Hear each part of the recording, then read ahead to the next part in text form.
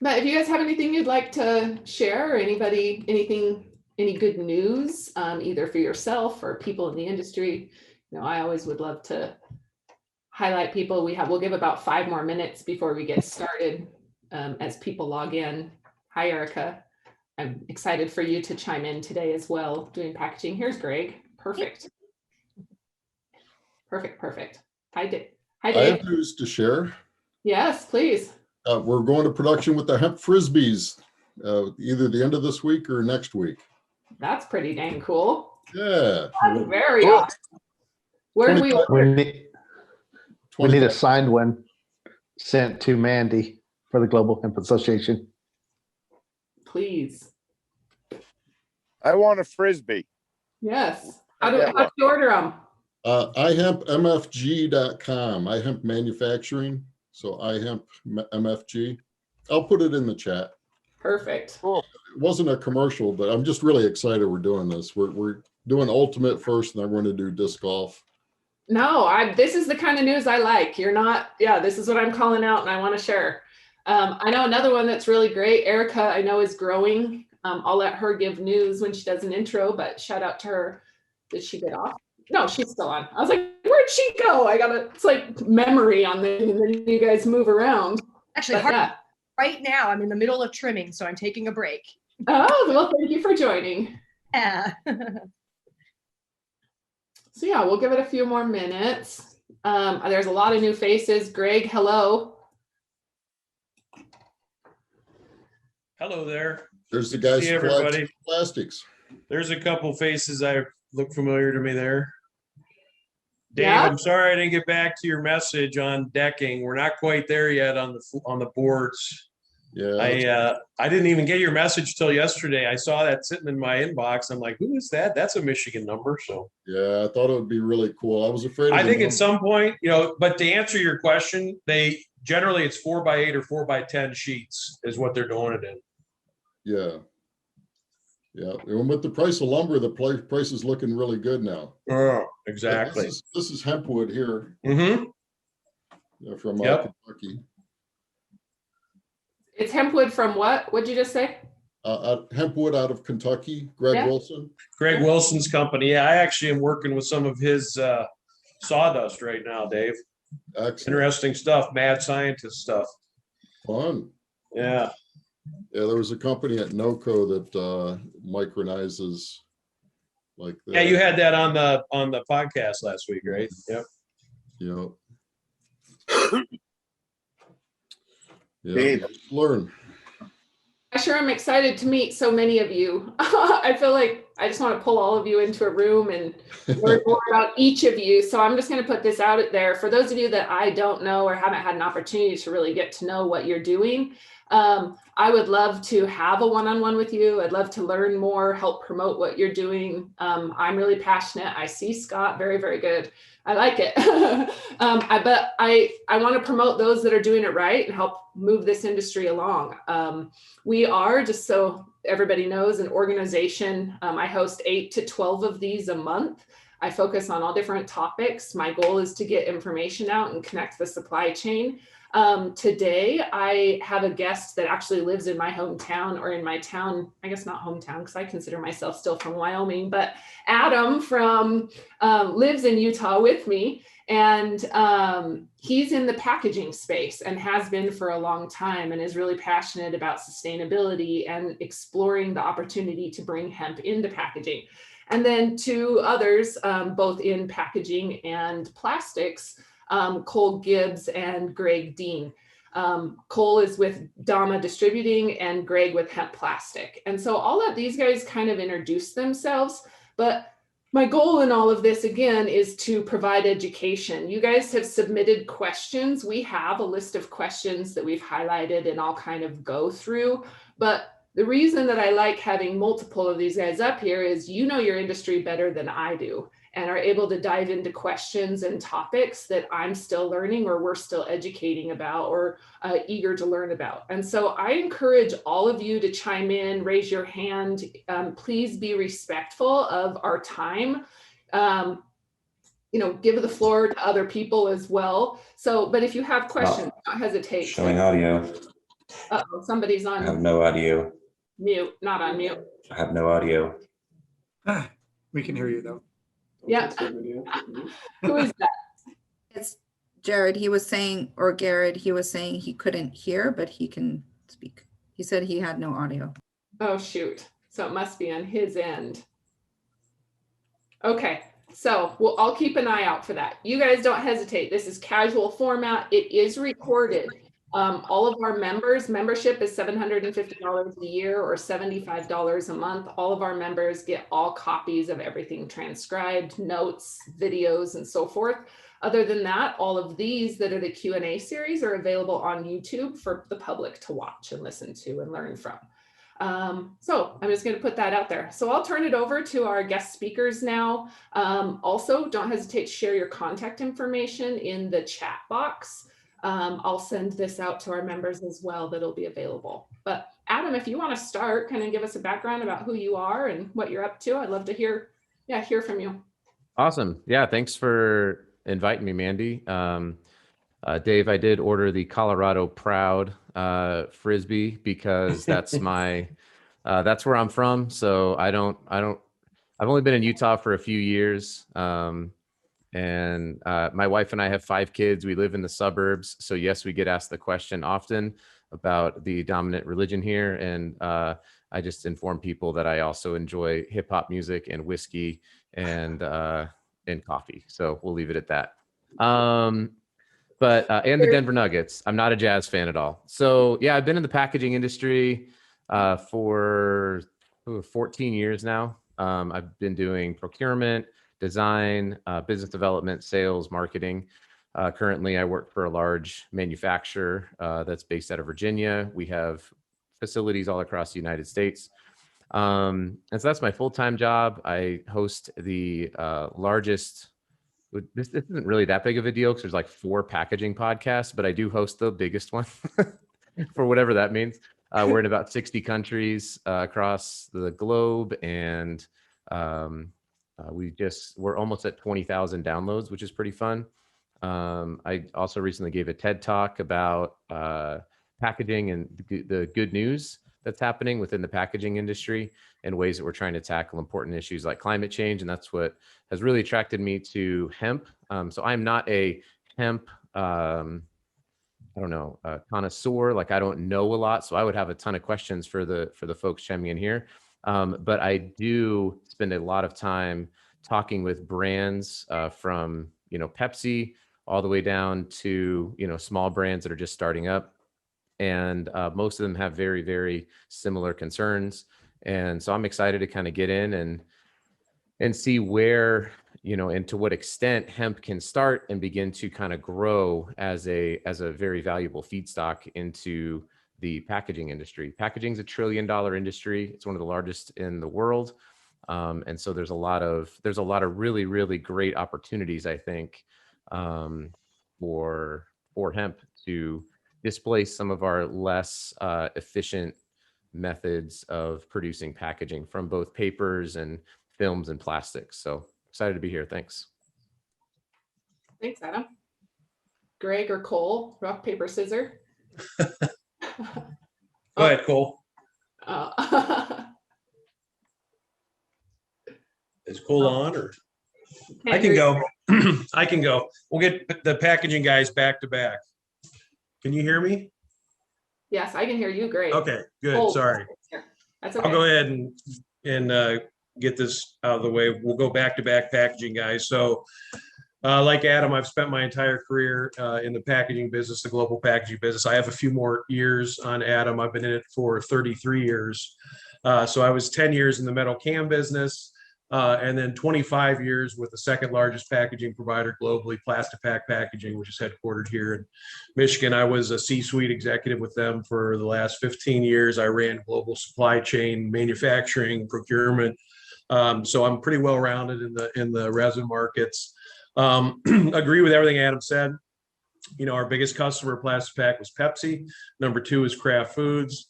Number 3 was Procter & Gamble, and all of those CPGs and FMCG companies are progressively asking for additional solutions than 100% virgin resins.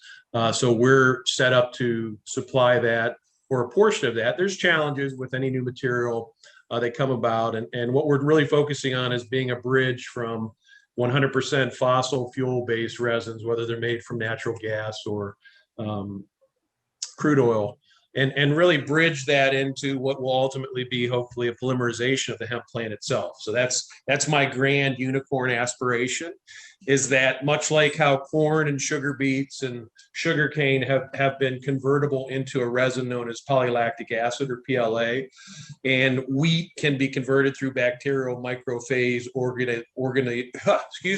organism depletion with wheat. I think there's an opportunity, as we work through the science of it, of getting to a point where we could actually look at polymerizing the plant itself in its entirety. We can utilize any part of the plant. It's not a situation where I have to use the flower or the seed hulls or the herd, or we don't use a lot of fiber just because it's more usable in other industries when it's repurposed. But we have all the intellectual property tied with blending the hemp particles themselves with any polymer. We've got PCT applications that should be issued very soon globally. So we'll have that technology of being able to blend hemp with polymers pretty well buttoned up. We had a really great introduction into the marketplace. Unfortunately, COVID.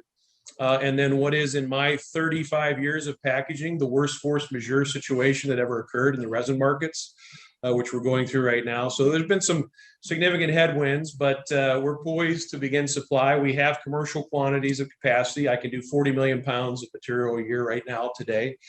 So we have that opportunity to supply and scale.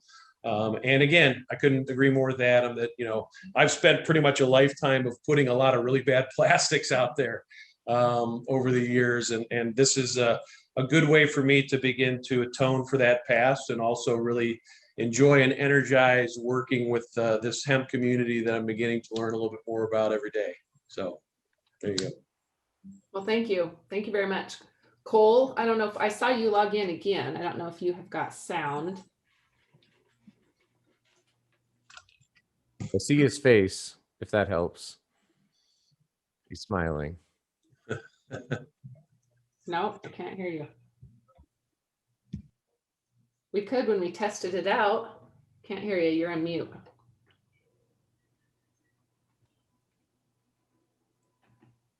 I say we have Cole talk and Mandy, you interpret. That's not funny, Adam. That's awesome. Oh, maybe we lost him for a minute. Okay, so I'll start. I've got some questions that have come up that, as you guys have registered, and just a quick reminder, if you guys have questions and you'd like to ask anything, feel free to drop them in the comment, or down at the bottom, you can raise your hand and it will move you to the front of my screen where I'll be able to call on you. Otherwise, I'll just kind of help moderate to save time and help this move along. Oh, Cole, you may be working again. Can you unmute? There you go. Now can you hear me? Aha, yes, we can hear you now. Perfect. Perfect. Worked out good. Finally, gotta love technology. It works. It's great when it works, right? It's great when I'm not operating it. So my name is Cole Gibbs. I'm the founder and CEO of Dama Distributing.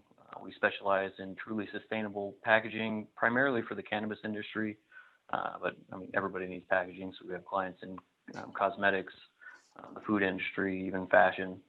We work with hemp plastics, hemp paper, hemp fabrics, really providing a one-stop shop, full suite of truly sustainable packaging solutions for anybody in the cannabis or hemp industry. So anything from seed to concentrates, we have a truly sustainable, child-resistant, and eco-friendly option for replacing all of these single-use plastic waste that the industry, unfortunately, is drowning itself in due to all the rules and regulations. Cool. So Greg, I believe this question is probably going to be geared towards you, but Cole, you also. What do hemp farmers need to prepare product for purchase by packaging industries? Well, I can speak for the plastic space, and I know Greg Wilson, who owns Hempwood, does a different thing with it. What we basically need is micronization. So we need small particle size, and we need the material to be as hygraphobic as it can be. In other words, it needs to be as dry as it possibly can be. Anytime you work with biological fillers, whether they're coffee grounds, rice husks, flax, you have to remember you're dealing with a photosynthesized plant that no matter in what pieces, part, pounding that it goes through, it's going to always be on a quest for light and moisture. So when we bring the hemp in, we bring it in usually micronized to about 150 to 200 micron size and 2 to 3% moisture when we get it in. Because as anybody in the molding and plastic space knows, moisture is the complete enemy of being able to effectively mold. So that's one of the key things that we try and mitigate. We also have to use FDA approved hemp sources. And that is because our material is FDA approved for food contact and cosmetics. We have Keller and Heckman opinion letters from on all of our materials. So that's important for us as well, that we assure that it comes from a source that has USDA or FDA approval. Cole, do you have anything you want to add there? Yeah, I agree. For us, it really doesn't matter what part of the plant we use for our hemp plastic. Root to tip really doesn't matter to us. Trim, hurd, doesn't matter. Really, like Greg was saying, is having it dry enough for one and ground down to a small enough consistency that we can actually use it is really the main objective. Okay. What type of hemp plastics are you seeing currently are currently being produced? Can you talk a little bit about what I understood when I first started is all plastic was the same? No, yeah, it's very, very different. So talk to me a little bit. What's out there? What do you see? Right. So what we do, we can blend our material with any polymer that we have polymer compatibility with. And what I mean is more compounding compatibility. So there's different melt flow rates of different resins. There's different characteristics of different resins, but we can usually compound. So our IP covers the combination of hemp, any polymer in the world, and or additives to it. So that's what our formulations are. So we've got the exclusive right to do that. And basically what we do is take 25% hemp and displace 25% of that 100% polymer. So it's a good way to envision is we replace 1 out of every 4 trailer loads of resin with hemp. The reason we got to 25% is because we've got to keep what's called polymer richness. We can't subjugate the material into being a poor performer through a molding system, nor do we want people to have to swap out molds, make additional tooling investments. So we really try and make them as drop-in replacement as possible. We do blends with polypropylene, high density, low density, ABS. We do PLA blends, PHA blends. So we pretty much run the gamut. We don't work with polyesters or nylons simply because the heat structures are really high to get those melted. And hemp is a plant. So after you get to close to 400 degrees Fahrenheit, you get to see almost a carbonization of the hemp itself. So we try and control temperature as well. Cole, do you want to add anything? I know your process, you're a bit different, I know. Yeah, so we do things a little bit differently. There are obviously, quote unquote, 7 different types of petroleum plastics, most of which cannot be recycled. There's no end market for it. A couple other versions are biocomposites, which what Greg was touching on is you're basically mixing different resins, different types of plastics together to have an end product. There's also the standard, most widely available bioplastic on the planet, which is PLA. You can buy it by the ton, you can buy 3D filament. Every single clear plastic cup you see that says compostable on it is made out of PLA. There's some very big problems with this type of material. For one, it requires industrial composting to actually properly break down. Most commercial facilities will not take it to break down because it's an acid. So the ones that do are very few and far between. So it's not really the best alternative to the plastic waste problem. One of the better materials is going to be a PHA or PHB polymer, which is primarily designed for injection molding purposes. Our new hemp plastic will be 100% hemp derived PHB, which is backyard compostable, home compostable, no commercial facilities required. And depending on the wall thickness of the final product, it can also be ocean degradable, 100% FDA approved, food grade, medical grade. You could eat it, your dog could eat it. I mean, it's kind of a game changer when it comes to bioplastics. And then there's obviously different variations of that material that allows chemists or anybody working with bioplastics to create hard, rigid plastic and then basically change the polymer structure and stretch it out so that you can have flexible packaging like grocery bags or stand-up pouches, for example, all made out of basically the same material. Cole, is that so is the difference in between, I guess, Greg, what you're doing is, so Greg, when you, I kind of had a couple questions. So when you use a 25% hemp derived plastic, I don't know if that's the best way of putting it, and then you're using it with a polypropylene or an HDPE, does that impact, especially with like HDPE, which does have some end markets, does that impact its recyclability, or does it have no impact on it? Doesn't have any impact on it, but quite frankly, I've been involved with APR and NAPCOR my entire life. They're not going to pay attention to me until I get to any sizable scale. Our biggest mover is propylene. Nobody recycles propylene. It's sad, but that's the truth. So the kind of unique thing about us is we gain the carbon credits not only from the displacement of the fossil fuel at 25%, but we also gain the carbon credits of the hemp growing on the front end, because unlike a mineral filler like calcium carbonate or talc, this is a filler that we can regrow every year, or the industry can regrow every year, and then we can take 10 million pounds of that and do that blend work with our polymers. So we have done, we've done the range of blending with polymers. I think what Cole is doing is actually what I talked about earlier. He's actually doing some polymerization of the hemp into a PHB material now. So Cole, I'm excited. What kind of capacity do you guys have? Oh, you're muted, sorry. There we go. Yeah, so right now we've gone through a couple different R&D phases to make sure this is a reality. We've also verified that there's going to be no trace cannabinoids in the nurdles or pellets before it's even injection molded.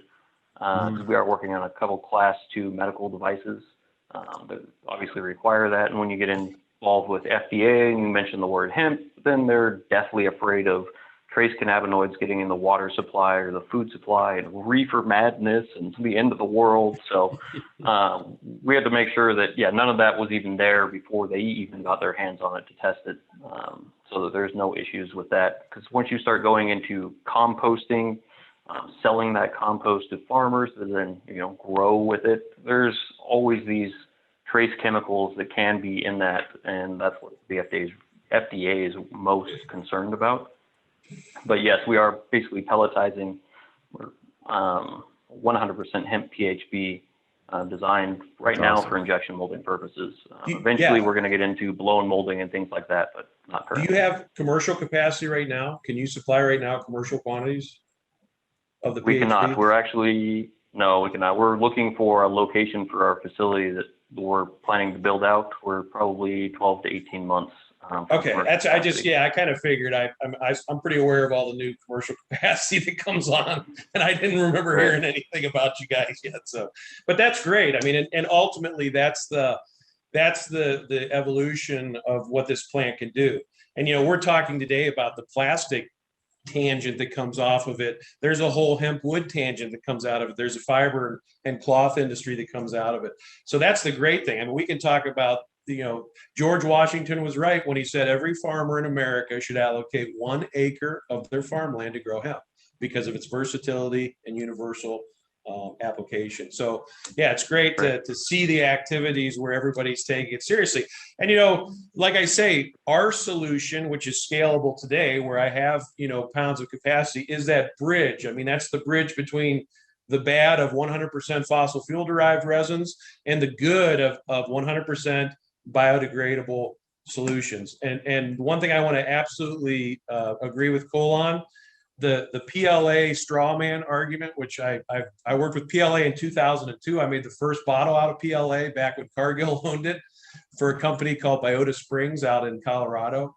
The challenge with that material is it's commercially compostable, and there are only 5 of those facilities that can handle PLA in the United States. And what Cole said is absolutely right. You cannot get 1 pound in there. Not 1 pound will they take of that material. So it makes that whole argument of biodegradation kind of tricky point, and we get a lot of greenwashing commentary in this space, the plastic space.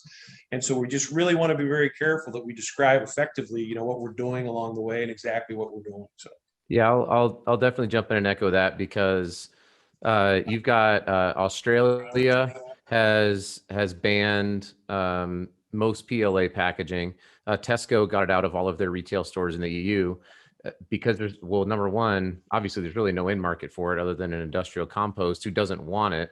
And nobody knows what to do with it. So I was at the Silicon Slopes event in Utah, which is like this giant tech industry gather. Like Mark Zuckerberg was the keynote speaker. It's just, you know, brilliant people are at this thing, and they were serving water in the PLA cups, and it says, you know, compostable, and it's green and all that stuff. And when you walk around, you look in the bins, the recycle bins are overflowing with compostable cups, overflowing with them. And it's because, and so these are like smart, these are really smart people who don't know the difference between, is it recyclable or is it compostable? And you broaden that out. And I completely agree. I think we have got to come up, and that's why it's exciting to hear what, you know, about what you guys are both doing, you know, being able to extrude it into flexible packaging, because I work in the flexible packaging industry, would be incredible. Because we have PLA based flexible packaging, but it has the exact same problem that the cups have. And so, you know, I just tell people, like, we make it. We're like one of the largest printers of compostable flexible films. And I'm like, you can pay 4 times as much for it, but just tell your customers to throw it in the landfill. And they're like, whoa, I thought this was compostable. I'm like, nah. Yeah, and that's a real challenge. So we operated in my previous life the largest bottle-to-bottle recycler in North America, which is Clean Tech, located in Dundee, Michigan. And when PLA came out, people, before they got into the flexible side of it, they immediately went to vessels and of container and utensils. The problem is that stuff looks so much like PET, especially when you add master batch to it, that when this stuff shows up, it was acting as a contaminant. The PLA was actually acting as a contaminant to the PET recycling stream, which is hugely problematic. So getting back to the question of recyclability, which you asked earlier, that's why it's important that once you get to a certain scale, mass, and size, that you go through the official wash test with NAPCOR and APR. And like I say, until you actually become even on their radar screen, I could stand in front of them and wave my arm and say, guys, test my material. And you know what it'll be like. It'll be down the road when it becomes a contaminant to the stream. But our materials are completely inert. You know, all the material we use is 100% inert material and biological in nature. So it will act exactly like a paper label when it goes through recycling does. So it'll dissolve through the heat and degradation and be sloughed off. So, but yeah, it's a great time. So, yeah, the problem is the same both on the composting and the recycling side. Just because it's recyclable or compostable doesn't mean it's actually happening. Here in Colorado, there's no buyer for number 3, 4, 5, 6, or 7 plastics. So they're all being sent to a landfill. They're being incinerated or shipped overseas. And the same thing is with the composting. Just because it's compostable doesn't mean it actually is being composted, because a lot of the facilities, even here in Colorado, they won't take it. They just will look for it and they'll throw it in the landfill and compost all the organic waste instead. So it is kind of a big problem. And I think education is a big part of it as well, too. Just like you were saying at that event, the recycling bin was overflowing with compostable cups. Because nobody knows where it goes or how to properly dispose of all those products. I think the most dangerous word we all deal with in the specialty resin market is actually a prefix, and it's the letters BIO. We have so many people who don't even know what they're asking for, but they just come at you and they say, Greg, I need a bioplastic. And I say, what do you actually need? I just need a bioplastic. Well, what does that mean? Well, and that's when they get tongue-tied. And they, you know, so the amazing thing is you really have to talk them through exactly what they're asking for. And when you explain things like Cole explained about the reality of PLA and what Adam said about the inability to even collect in a group format like that enough material without getting TerraCycle involved that has to do specialized recycling efforts. That kind of groundswell, I think, is really, really helping push to other solutions. And in all candor, the Cokes and the Pepsis and the Kraft Foods and the Procter & Gambles and the Unilevers, Those folks have well girded their loins when it comes to reducing carbon footprint in the plastics business. They've bought up all of the recycled product. There is no available PCR in high density or PET right now. They've bought up all the PLA. They've bought up 90% of the available PHA. So they've got their bases covered. So they can play the game of carbon reduction year in year through lightweighting and through replacing 10% here, 15% here. The problem is when you get below that first tier of CPGs, you've got a whole lot of people that are still being asked by the retail community and the governmental community that, hey, you guys have got to also reduce your carbon footprint, just like the big guys. Well, they don't have access to all of those materials. So we're trying to come in and fill a void where we can help those kind of entities also participate, you know, in the environmental accolades that the majors tend to get year in and year out. So I get a little excited. I talk with my hands a lot. I apologize for that. So do I. So if there is anything else to add, I had one other question. Well, I've got lots of questions, but one that just came in on what prices are needed for that very dry micronized hemp to successfully replace other products. What are we looking at in the industry to get product down? Where do we need to be competitive? About 25 cents a pound is what, you know, I generally look at for those qualities in the material to be milled and that. But again, what I'm dealing with is mostly the waste. Okay. So it's not that I'm, you know, asking somebody to grow for that. So we're trying to deal with, you know, post-extraction waste, general ag waste, and any parts of the plant that haven't been purposed into, you know, we used to only deal with the CBD plants. And once they clipped the top 6 inches of the plant, I had the rest of that plant to deal with. Now that you've got an acceleration of industrial hemp being grown, taller plants, more overall content of the plant, we're starting to use some of that material as well. So, but 25 cents a pound in the form that I needed is a pretty good price for it. Cole, do you have anything you want to add before I move on? Yeah, that's a pretty good price. I mean, even next to nothing other than transportation, really, there are just so much available. Most people have to pay to dispose of it either in a landfill or pay to have it composted, or it just literally sits in a warehouse. Mm-hmm. There's probably 10 million pounds sitting in Colorado right now that are just waiting to be used.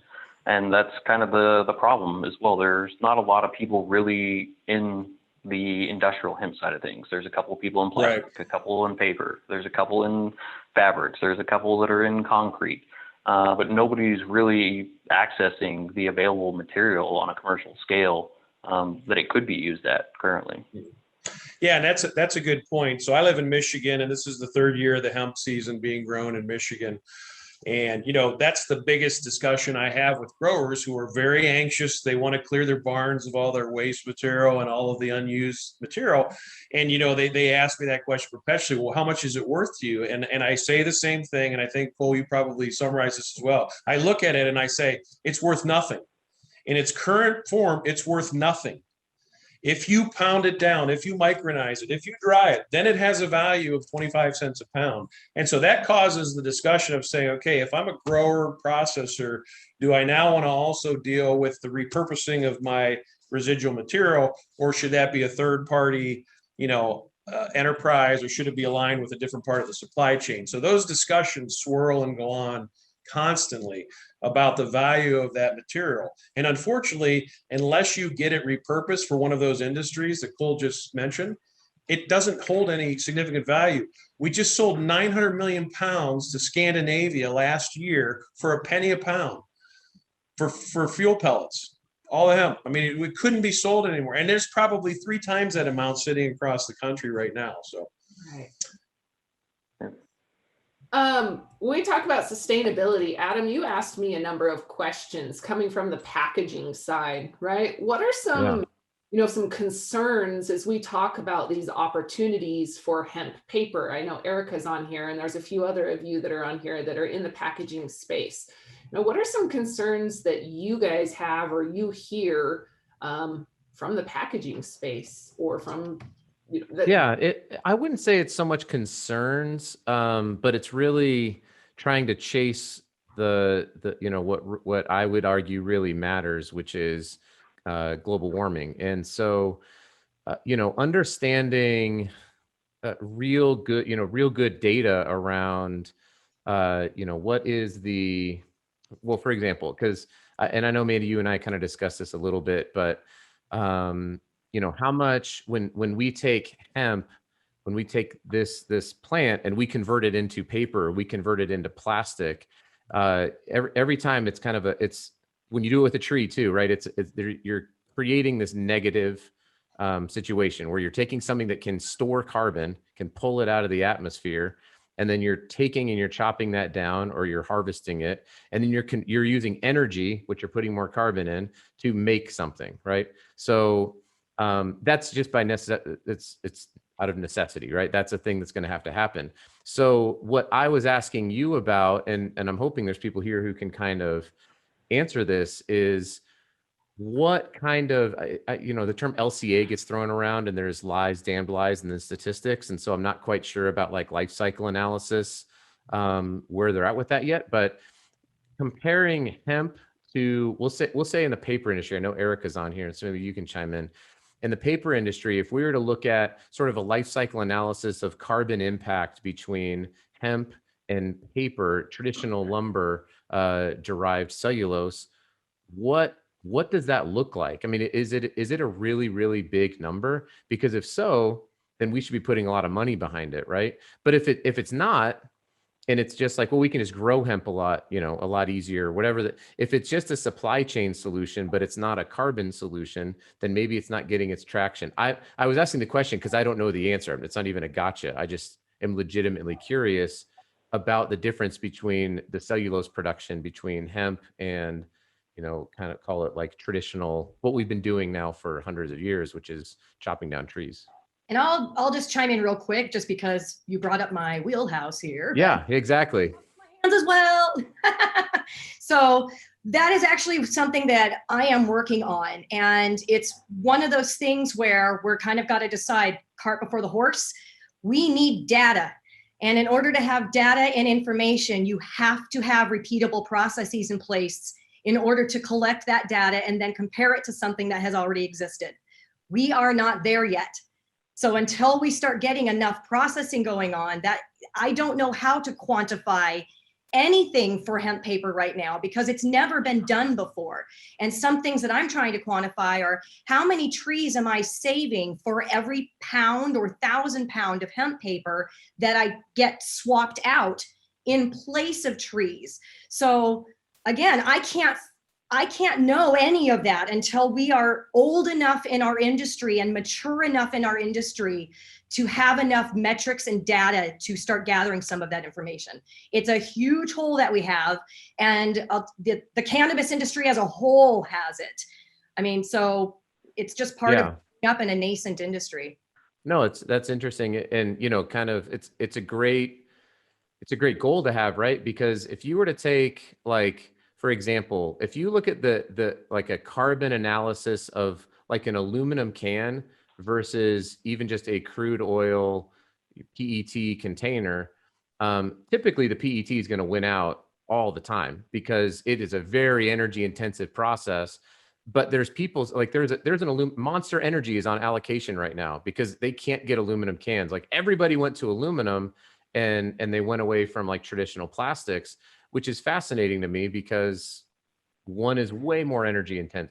The process of recycling glass is crazy amounts of energy that goes into these things. So I'm just always like, I just always chase carbon. Like when I'm looking at sustainability, like, yeah, we need to care about the materials, but like, what are we doing to curb climate change and global warming that's like my primary concern. And so that's why I'm always just curious. Cole, I don't know if you have any data or we kind of discussed this a little bit when we chatted before. So. Yeah, I mean, there's a little bit of data on the carbon side of growing hemp. If you compare it to traditional plastics, petroleum plastic on average produces about 1.7 times its weight in carbon emissions. So 1 ton would produce roughly 3,400 total carbon emissions. So you add that with the plastic, you're looking at 5,700 pounds in total for 1 ton of plastic, where hemp sequesters on average about 1.7 times its weight in CO2. So you compare that apples to apples, 1 ton to 1 ton, you're actually going to be removing 1,400 pounds of carbon from the atmosphere for producing the same amount of weight. Once you get into the supply chain of things and actually moving that into paper or plastic and things like that, there really isn't a lot of data for that either currently. Obviously, you can ship carbon negative and things like that. You can get renewable energy. We just switched over to 100% wind power at our facility. So there are ways to get there, but I mean, nobody's really put everything together and said, okay, we grow the plant, we move it from plant A to plant B, it's then processed, it uses X amount of energy, that gets converted into, you know, pellets, and then that gets shipped over to this injection molded facility, and they use X amount of power to produce, you know, another ton of actual product. That whole supply chain, there's really no data on. And there's little pieces, like I was saying, you can ship carbon negative and things like that. But all in all, from growing to a physical product, there is really no data. Got it. Appreciate it. And Greg, I know you've worked with a lot of the large, it sounds like a lot of the larger CPG companies. And so is that, do you think, because I mean, I've worked with Unilever and PepsiCo and, you know, big giant Frito-Lay, big giant companies. And it seems like there's a kind of an art and science to sustainability. There are people who really genuinely care, just so you know, like in these really large companies who really honestly care about making a difference. And it weighs heavy on them, the amount of single-use plastic that they generate. Do you think that that's a big kind of hurdle to overcome then, maybe to get hemp into more of these larger scale? Or is that even a goal right now? Is the goal just like what you were saying, help some of these small and medium size companies be able to have access to it before even the big guys do, because they're so focused on Unilever literally 2 weeks ago bought up the entire global supply of recycled polypropylene, just 100% of it. They were like, we'll take that, we'll take that, we'll take that, we'll take that. And I know because people started calling me like, hey, where can I get this? It's sold out. Well, they're doing it because the P&G recycling facility is being built in Indiana right now for polypropylene. So they want to make sure they buy up all the feedstock so they can't recycle it through that new factory. I mean, it's not amazing, but you know. No, it's true. But you're right. It's a pretty good troll.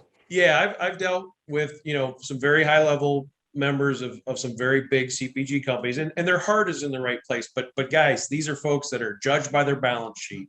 And at the end of the day, when you crack them over the head with a 2x4 and said, this is too expensive, they will oftentimes cut and run. Coca-Cola, 1985, I think it was, the first 100% post-consumer recycled 2-liter bottle ever produced. They took out a full-page ad in the USA Today. Look at what we did. 2 months later, they silently killed the project because they were losing so much money. It was impossible for them to not have to double the price of soda in a 2-liter package. But they are committed to it. And you know, the most common bottle made of plastic in the world today is the half-liter water bottle. And when I started in the plastics business in 1997, that bottle weighed 27.8 grams of plastic in PET. That bottle today weighs 7.8 grams of plastic. Okay, so the reduction, what those companies, those companies like Pepsi and Coke and Nestle, they drove that lightweighting as a way to cover all of their sins for many, many, many years. They did it with beverage packaging. They did it with food packaging. The challenge is right now, we're at the law of diminishing returns. You can't go lighter than 7.8 grams and have a functional package. So now they've got to look for other ways. So instead of source reduction being the #1 driver, it's alternative materials. So they are taking. I was going to show you this. This came in today. If you can read it, Coca-Cola pivots from plant-based to recycled PET bottles. And that's because when they pivoted over to plant-based bottles and bought into that, you know, kettle of fish, that's another expensive proposition. These are all expensive materials that at the end of the day, when you're trying to produce the volume, the sheer volume, you know, at Plastipack, just to kind of give you the scale, we were the largest global supplier.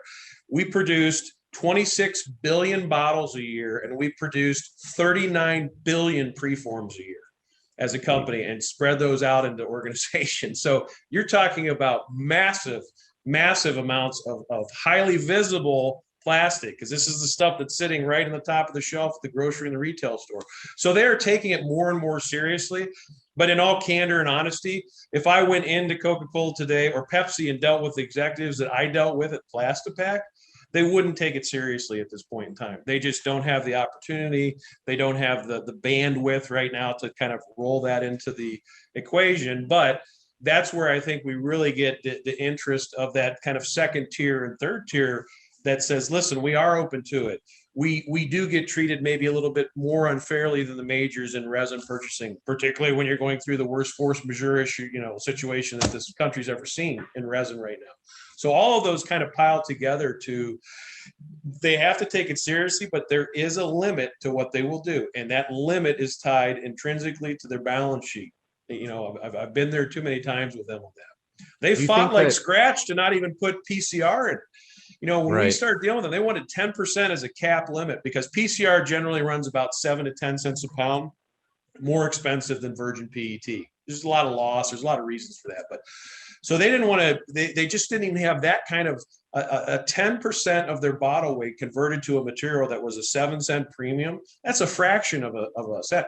But they fought like tooth and scratch. Well, now they've gone down that path. And so now they're at 25% recycled content. So it's a whole new game once you don't have these various means of hiding where you're doing your source reduction. And let's not forget, folks, with the new administration, cap and trade is back in the United States. And it's all surrounding carbon right now.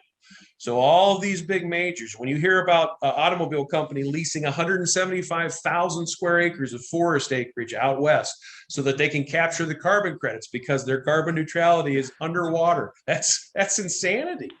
But that's going to be the rule of the day now because carbon crediting and cap and trade is going to be monitoring it. So it's exciting for us because I think for people that are focusing on ways to reduce the carbon footprint of plastics. And at the end of the day, that's a nice summary statement. We're all trying to reduce the carbon footprint of plastics in the market today. I think it really is fertile ground for us to be able to do that. The other thing to keep in mind when deciding whether or not to start this journey with smaller companies or the larger ones is we're still learning and growing and regulation is going to change and smaller companies can pivot way easier than large companies can. They are also absolutely way more willing to try do things that haven't been done before, to take chances, to take risks because they don't have that bottom line and it's such large of a P&L to worry about. So for me right now, working with the smaller companies gives me more leeway to make mistakes and to try new things that I haven't tried yet and to get people on my team as scaling opportunities. Mm-hmm. They can help me scale just like I can help them scale. And that means a lot to a lot of hemp companies right now. Erica, does the price of hemp derived cellulose for paper fluctuate as much as like the pulp and paper index does? Because I mean, like for example, for those of you who may not know, the price of corrugated boxes, just corrugated shipping boxes, is through the roof right now. Obviously, the price of lumber, as we've all probably heard about, is crazy high. Do you see the same kinds of fluctuations, or is because hemp is still so new, you're still trying to figure out what the baseline is? But could it be something that going forward could help to flatten that out because you can control, hemp growth maybe a lot more than you can, traditional forestry? So no, we don't see the swings because we haven't had a mature market long enough. Right. Okay. We haven't had consistency of anything in our industry. Supply, yes. education, nothing. So that's first of all why we're so herky-jerky about things right now. But also, here's just a little fact for you. I'm fighting for the same exact hemp you all are. We use the same stalks and we all need it processed somehow. And here's another thing. For me to take the stalks and make it into paper, 3/4 of my process is the exact same for any other use of that fiber, for whether it's fabrics, cottonized materials, bedding for horses and things, because I used a certain bass to herd ratio.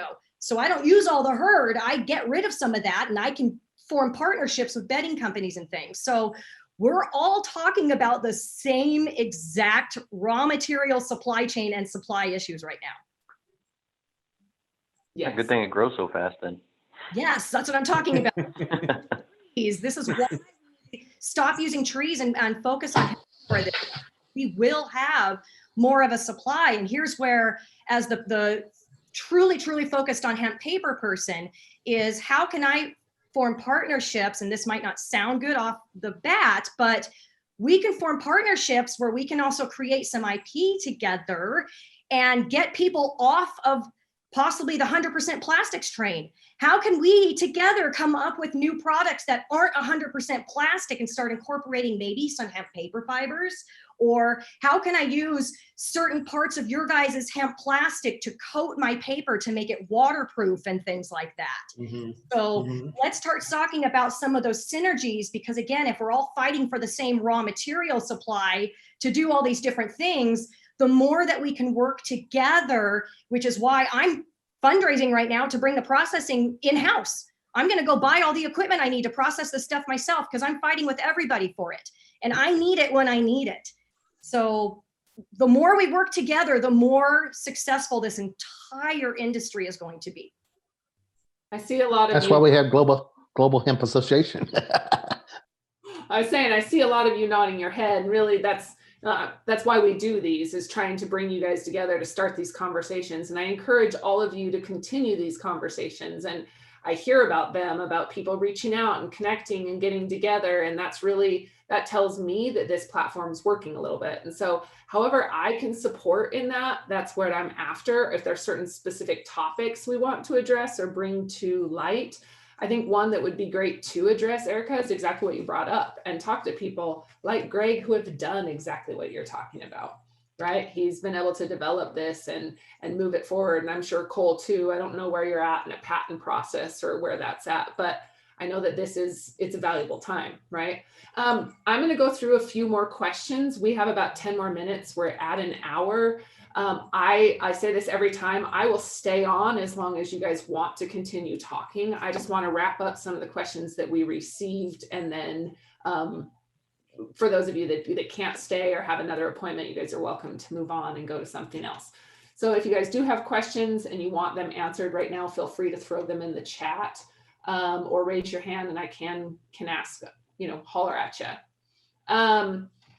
Let's see, innovative hemp plastic, 3 players, would say companies. I think you kind of mentioned earlier a number of companies that you see that are really driving this industry and driving this change.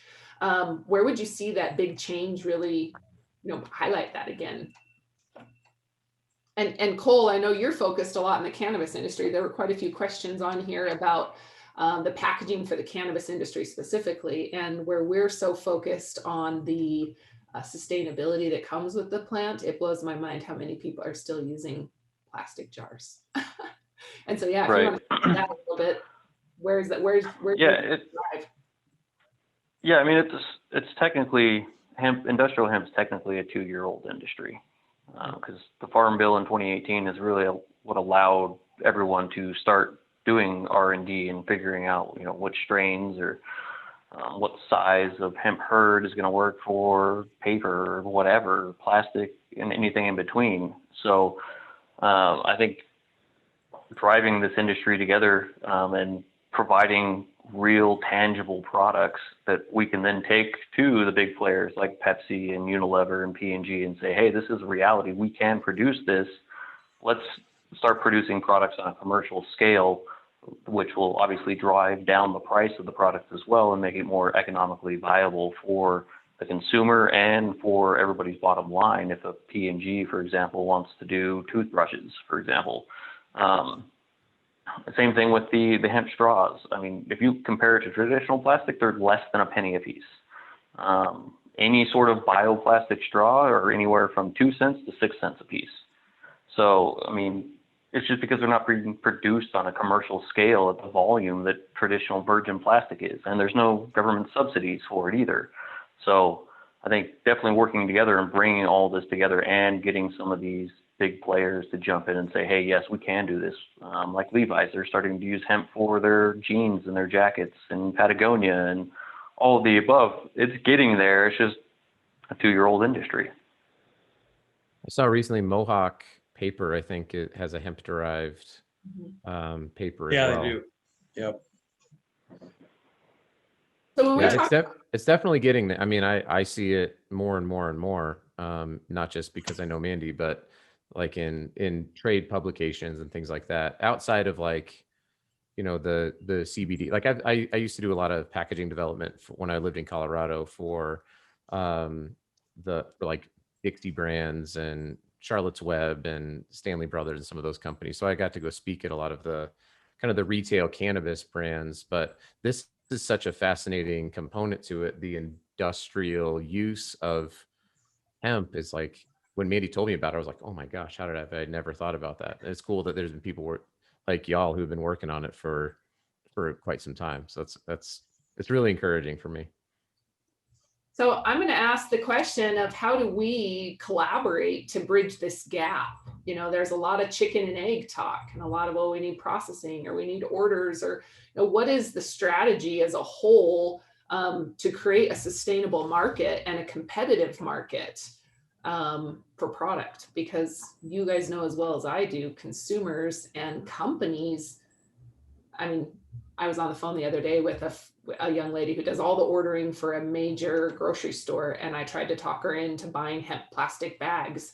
And the idea of paying a penny more for a plastic bag, I mean, she laughed at me, literally laughed in my face. I was like, yeah, right, we would never do that.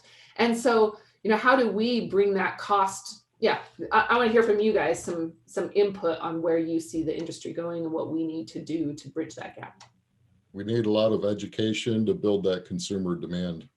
Amen. And like I think Erica mentioned, you know, consistent. We need to start using the same language and teach everybody our language, you know, that so we're all on the same page. That's a great feedback. Well, I'd love to Yeah, collaborate, Dave. And we're starting to see the sustainability aspect in packaging and everything else, from cities to states to even full countries. I mean, New Zealand has banned single-use plastics across the entire country. And we're starting to see this more and more. And as this happens, as states like New York ban styrofoam and cutlery and things like that, there has to be alternatives. And as more and more companies jump on board and start offering solutions, more and more people will see that, hey, this is an option, because we all know paper straws are horrible. Nobody likes them. They're soggy and they're awful. So we've now seen probably 4 or 5 different hemp straw companies. There's a couple PHA straws. There's sugarcane straws. I mean, once that demand is there, somebody's going to provide a solution for it. And as we continue to grow and offer these different solutions, from, you know, packaging to fabrics to even concrete, it'll become more and more mainstream, because there has to be solutions once we start eliminating the plastic problem that we have. I saw Rusty was on here earlier. I know Robert is on here in the plastic space as well. Who else did I just see on here that's in the plastic space a little bit? I don't know if anybody else would like to speak to this real quick before we head out, or have any feedback specifically for those that are in the plastics. Drew, I know you're in a little bit, but yeah, we're at about an hour, and I could keep going because I want to keep talking about this, and I want to be able to help support. Greg, go ahead. No, I'm going to have to jump off. I have a 5 o'clock call that I got to get on, but it was really, really great participating, and hopefully we've prompted some really good follow-up discussions here with folks. And Definitely. I've met some new friends in the packaging world, and I always enjoy that. So I really appreciate meeting everyone. You have a great day. Sorry, I keep going. I gotta, so much, Greg. All right. I gotta run as well. I'm excited to get my Frisbee. So thanks, Dave, for making those. Yeah, you're And, welcome. Thank you. And I see Cole ordered one too. Thank you, Cole. hey, He's all right. going disc golf. So Yep. I'll keep you guys posted, and we'll definitely. That's awesome. Yeah, pleasure to see or meet some of you and see some names and faces. So if you want to connect up with me on LinkedIn, that's where I spend most of my time. Don't follow me on Instagram. It's really boring. He's got some great speeches, some great conversation. Adam, thank you very much for joining. I'd love to continue this into our Utah market and kind of continue these conversations to get things going. And so I'll lean on you when we do. But All right. other than that, thank you very much. And for the rest of you, you're welcome to stay on. I will stay on and continue asking questions if you have anything. Erica, yeah, I saw your hands moving, but I didn't hear you talking. Were you talking? I'll stay with you for a little while too. Awesome. Awesome. Awesome. Yeah. Tom, go ahead. Do you have a question? So the question that I have is film based, so sort of like the grocery bag. Do we have anything being produced from hemp? Rich? No, not currently, not that I know of. Can it be developed? Yeah. Rich Terman. Yes. We have Yes. it. It's still working on it. They're working on it, but it is, we're using PLA right now. PHA is coming. PHB is coming. So they're working on it. We have a group right here in Oklahoma that actually has it.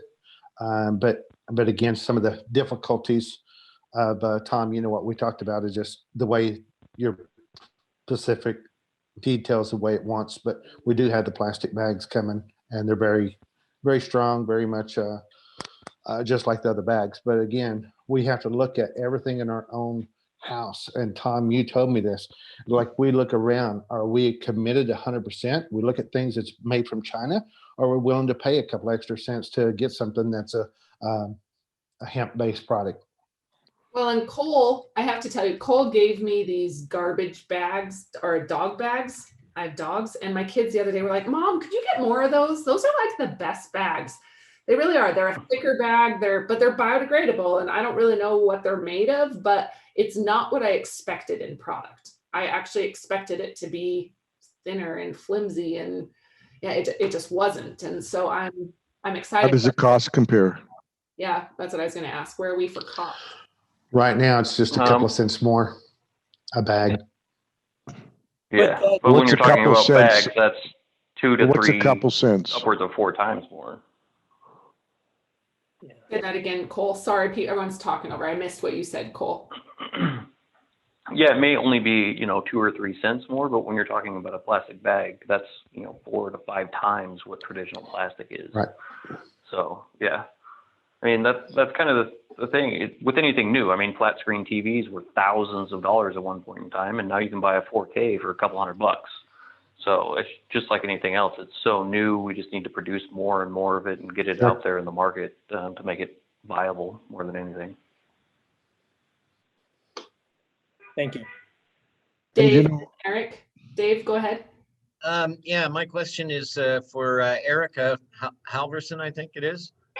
Yeah. We got specs and prices for micronized hemp hurd from some of the plastics guys. I've actually tried to telephone you a couple of times and haven't gotten through yet. Wow. I'm really, really curious to find out what processes would be required from the output of our decorticator to the input of your process. I'm trying to locate machinery that I can recommend to our customers so that we could supply markets such as yours. So do you have a spec for the hurd and or bast fiber for your processes? Yeah, and it varies to be, so here's one of the interesting things about paper that we've never had as a choice before. My customers are going to get to decide what their paper looks like and feels like and what color it is, because part of my process is deciding how far to chop that bast fiber or how far to chop that hurd fiber, because I have a choice of, do I want that fiber to be seen or not seen? Like here's a piece of 100% hemp paper where you cannot see any of the fibers. But here's another piece where even from there, whoops, catching up on video, you can see the fibers. There's going to be people that want all different sorts of this paper. So the size of the input for me is going to be down from a micron size all the way up to possibly half an inch. So yes, the problem that I'm having with the dust and the micron size, and this is what I'm having with the post-extraction waste from the CBD extractors, I have to add that small stuff after the pulping process, because since we've never had a choice of the pulp size raw material, because tree paper is one size fits all, the screen size of the pulp of the pulpers is too big, and all of my micron size and dust particles are falling right through it, and I lose all of that yield. So right now I'm trying to find pulpers that I can re-engineer based on where the screen has been soldered in the machine and how I can re-engineer it to have variable screens. Because the more that I can have a variable screen in that part of my process, the more varied I can get in the size of the raw material, which gives me more options to be able to use. So that's what I'm working on. That's really interesting. I can't right now until I get the machines worked out that I need to. Right. I would like to talk to you some more. My name's Dave Greer. I'm with Canna Systems Canada. We build the R2 decorticator. I'm going to try and call you again at another time. I did put my contact info up there. This is a sample you guys sent me. I've already been in touch with you, so call me. Okay, awesome. Thank you so much. Let's chat. Okay, bye for now. Perfect. Eric? Oh, hey, thanks, Mandy. Sorry about that. Doing 3 things at once.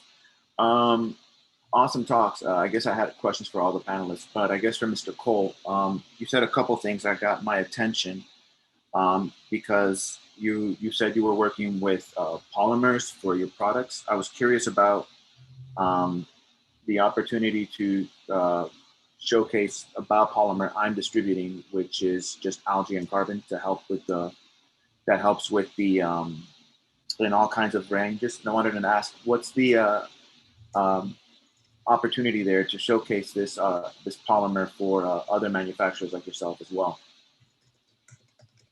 What kind of polymer are we talking? Is it pelletized? Is it flexible packaging? Is it a PLA? I would say it's more of a, it's the content, like in the set, like, are you saying like in the way that it's pelletized or in solid block, or is it more like how you receive it? Are you talking about the physicality of it? Yeah, so both is it, in knurdle form, is it in sheet form? And then what is the polymer structure of the algae? Is it a PLA based? Is it a PHA, PHB? What are we talking about? Oh, okay. It probably runs around more on the PHP side. And I usually have it as in liquid form. But if you needed it in sheets or in string or in any other format, we could also have it custom made for that at the same cost, no difference. Right. Yeah, I mean, it's definitely an option. And it really just comes into, mass quantities and price points. Recently, we've been asked a lot about doing water bottles or shampoo bottles, which is, a blown molded application versus injection molded, which we're looking into, but that wasn't our original design. Our original design for our polymers for injection molding purposes. So there's a little bit of R&D that would go into actually creating a water bottle, which we're looking into. But if you have something that could allow us to do that kind of flexible material, then definitely. Okay, perfect. Thank you. This is exactly where I want you guys to be able to connect after or talk after. We're at 10 after, and I don't want to take too much time. I'll open it up for 1 or 2 more questions, but other than that, we have another conversation tomorrow morning at 10 a.m. We're talking about the track and trace or traceability for hemp, for textiles, bringing in people from other industries or the cotton and the fashion industry to really talk about this. And so I invite you guys to come back tomorrow morning. The links were just added again. But other than that, this will be available on our YouTube channel. So a couple other questions for those of you that are still left, if you have anything else. Other than that, thank you very, very, very much for joining. Robert, I see your hands raised. Please go ahead.